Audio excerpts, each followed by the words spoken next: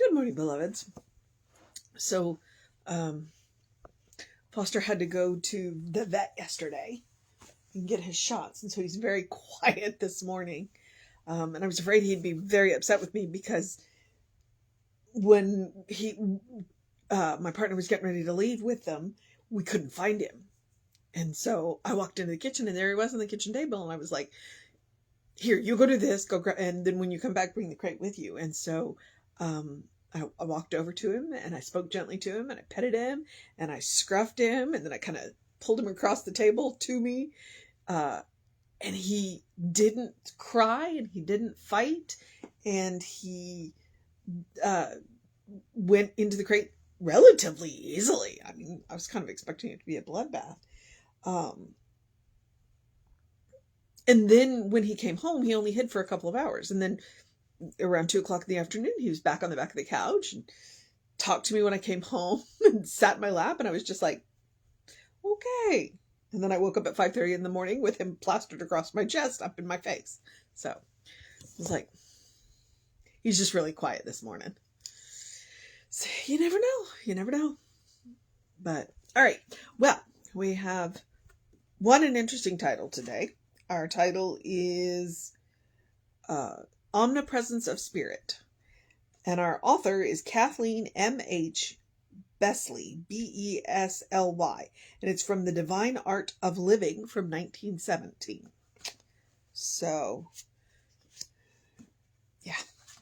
Let's find out what Kathleen is talking about today. It is April 20th. And again, our title is Omnipresence of Spirit.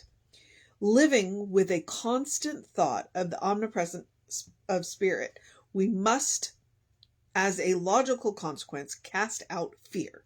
We cannot fear anything or anybody if we have the full realization that God is everywhere, that God is love, and that love is the greatest power of life. Here it may be said that it is well to read often and to remember the wonderful 13th chapter of 1 Corinthians and make our daily life according to its teachings. If we follow the rule of right thinking, we shall obey the command to pray without ceasing. Our whole life will be a prayer, a song of praise to the giver of all life, a joyous, happy realization of oneness with the Holy Spirit. That is true prayer. Prayer is the food of the soul and is more necessary to us than physical food. This teaching, while called New Thought, is not new. It is as old as thought. It has been practiced in the oldest religions. The only new thing is that it has been made to fit the needs of our new modern life. It is a simple, practical Christianity, and like everything else taught by Jesus, is easily clear to our understanding. The fruits of this teaching we may acquire only by effort, by constant daily practice. If we fall short of our ideals, let us not be discouraged. Instead of groaning when we fail, let us begin again with the thought that there is always progress made with every renewed effort, even if the gains are not always apparent. 1917. And she didn't say anything that we don't agree with. Absolutely. And what I like about it is she said practiced in the oldest religions. And that's one of the things, if you look at the roots of science of mind, Ernest Holmes read everything he could get his hands on. He absolutely loved reading. And so he quotes Jesus a whole lot, but he also quotes Buddhism. Occasionally he quotes Islam. So he read and he was heavily influenced by Hinduism. So he said, this isn't new, which is what she just said. This isn't new. What it has been done is it has been made to fit the new modern life. What did she had a really nice turn of phrase when she said that. This teaching, while called New Thought, is not new. It is as old as thought. It has been practiced in the oldest religions. The only new thing is it's been made to fit the needs of our new modern life. And she says it's simple, practical Christianity. And like everything else taught by Jesus, it is easily clear to our understanding. And that's what Ernest he said, look, you know what? Jesus prayed a very specific way. Why don't we do that? So Ernest was like, this teacher here, he's got it going on. Let's do what he did. Let's follow the teachings of Christ. Let's actually do what he asked us to do. Which is, interesting on a few levels that I'm not going to get into here. So I would suggest go read the 13th chapter of 1 Corinthians, but it looks like that's where the pray without ceasing is. I'm not Reverend Arthur. I can't, he can give me a chapter and verse. He's got the Bible memorized. I'm good, but not that good. If we follow the rule of right thinking, we shall obey the command, pray without ceasing. Our whole life will be a prayer. Our whole life will be a song of praise to the giver of all life. A joyous, happy realization of oneness with the Holy Spirit. And then she says, prayer is the food of the soul and is more necessary to us than physical food. Your daily spiritual practices are incredibly important. They're incredibly important. Whatever it is that they do.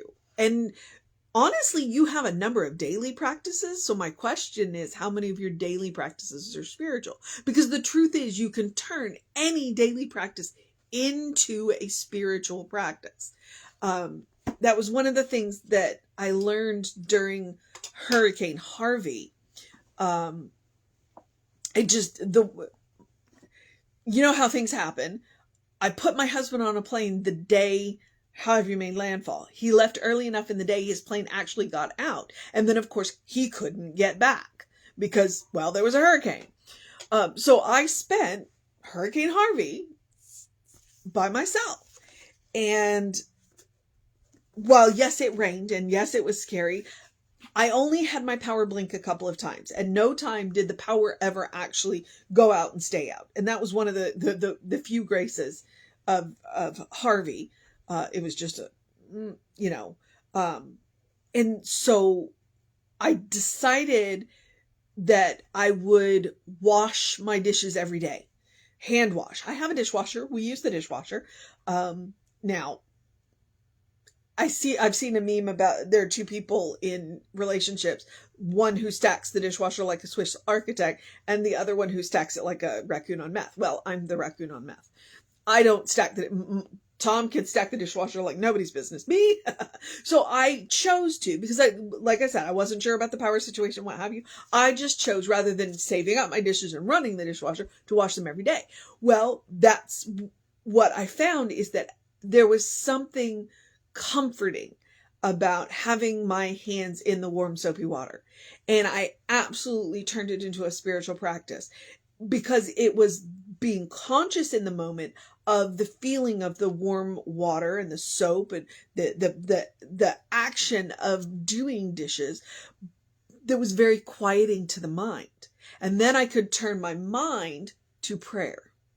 So I could literally pray while I was washing dishes, while still being fully conscious of what I was doing.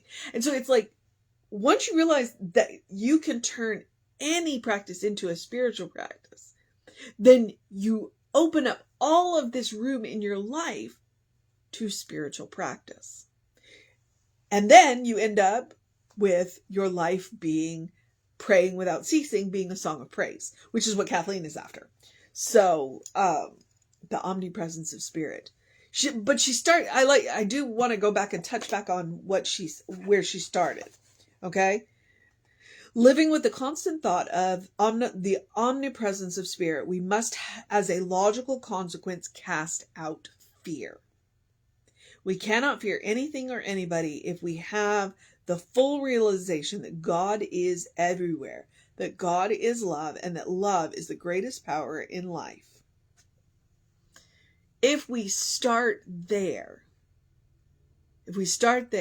God is everywhere. Everywhere we look, there is God. Then it goes a long way to easing our way in the world. easing our way in the world.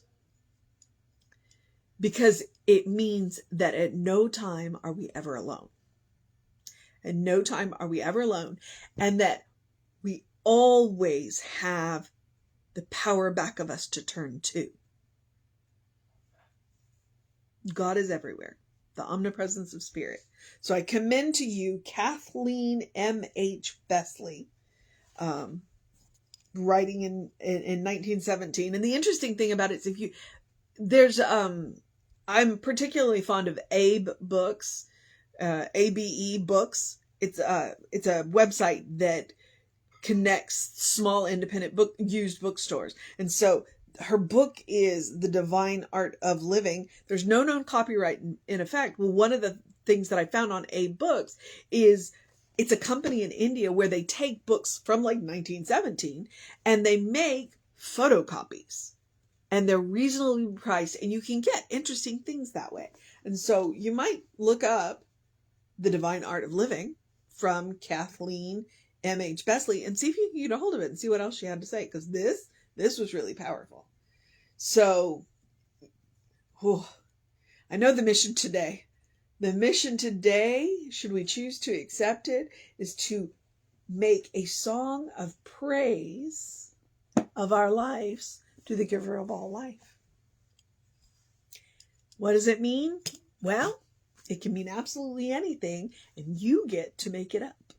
You get to make it up.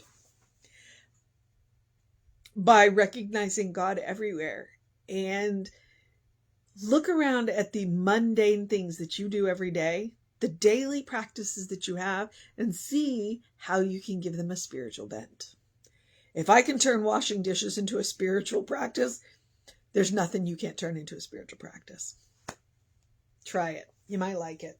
And along with that, one of the other things that I suggest, which is a daily spiritual practice, is to do something loving for yourself, do something kind for yourself, do something compassionate for yourself, whatever that looks like.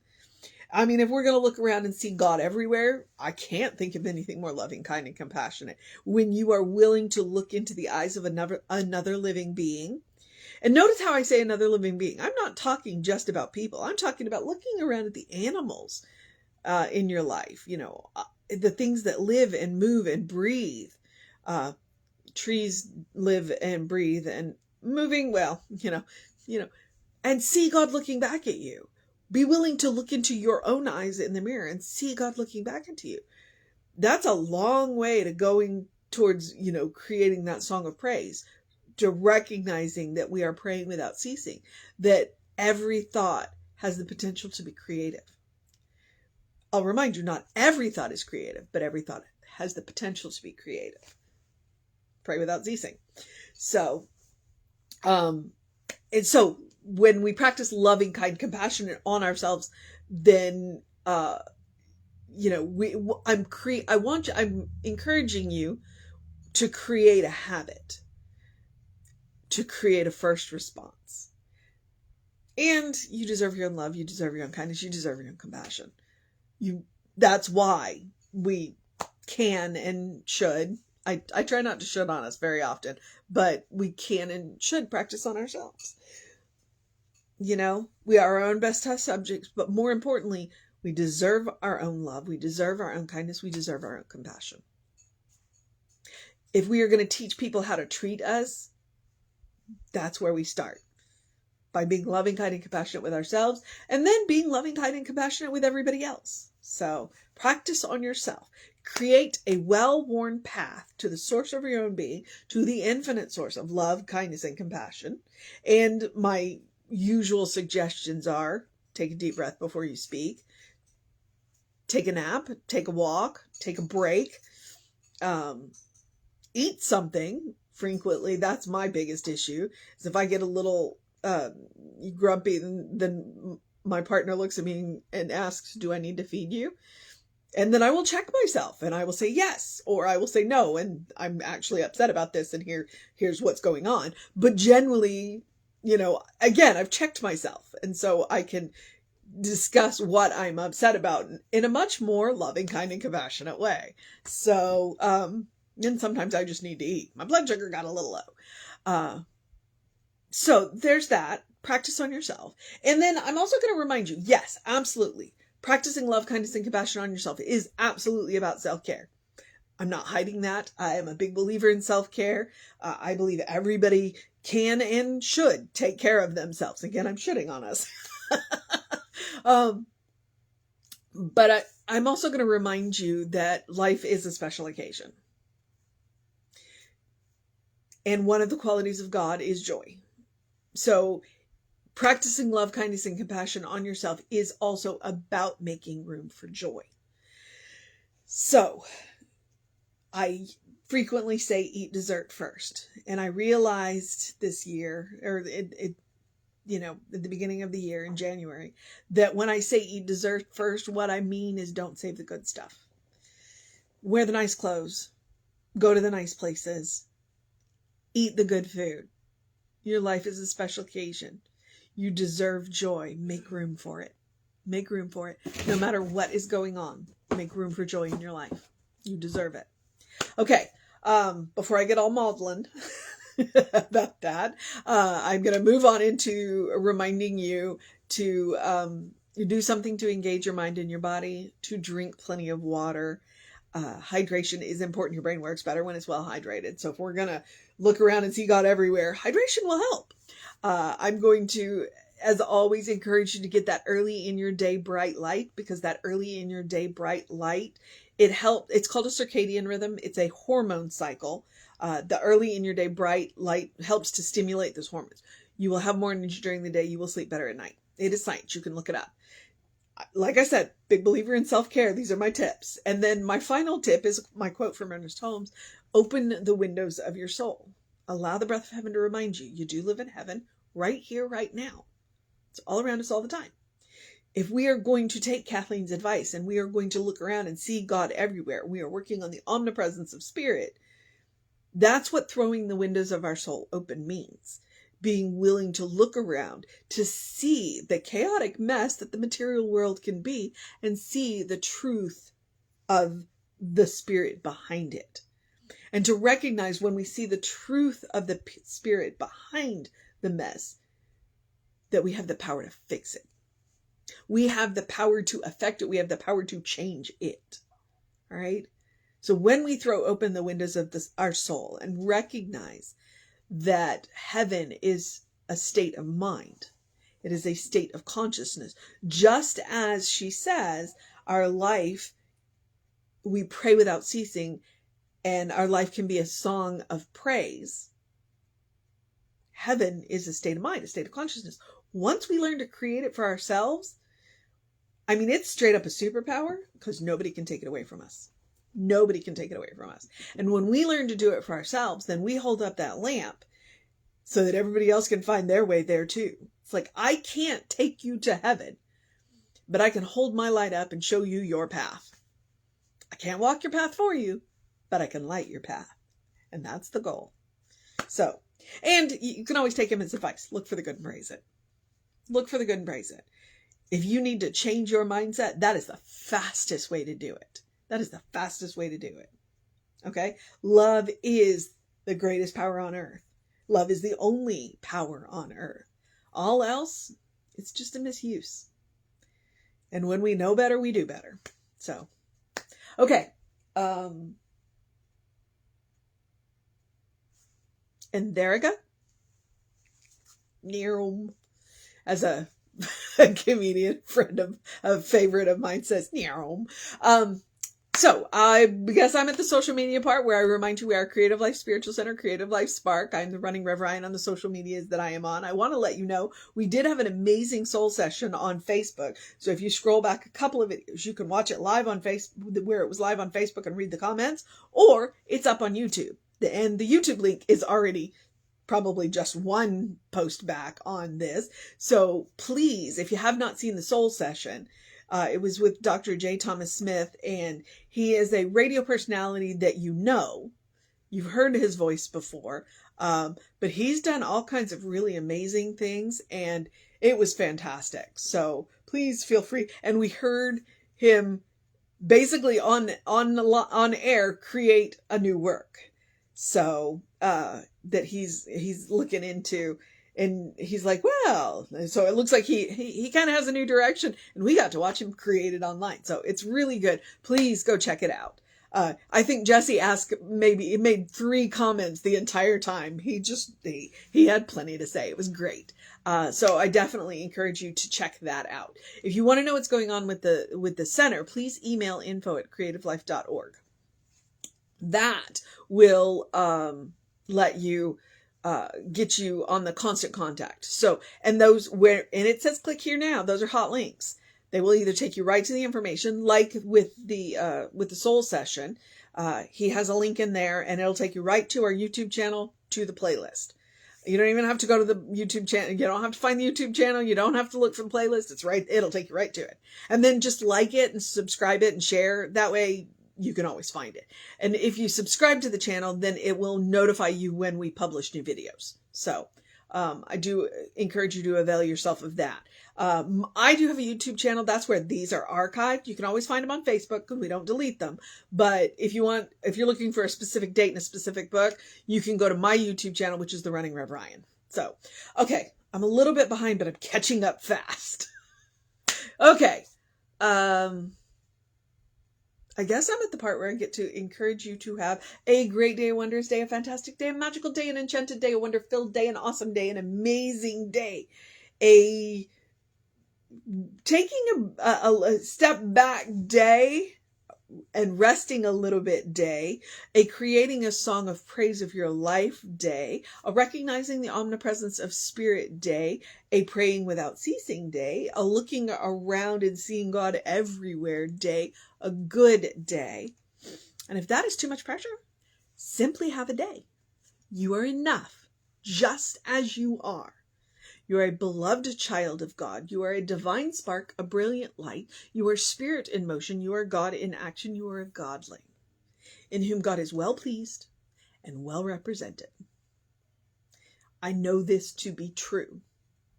I know this. This is the truth of our being. I know this about myself. I know this about you. And I will know this about you until you're ready to know it about yourself. And then I will still know it about you, but then both of us will know it about you, and that's just cool. All right. I probably need to wrap this up and get on to work. So I'm going to remind you, Reverend David will be on Facebook Live around 5 p.m. with you on Facebook. Didn't I just say that? Yes. I'll be back with you around 9 a.m. Take care of yourself and know that you are loved always. I'll see you next time.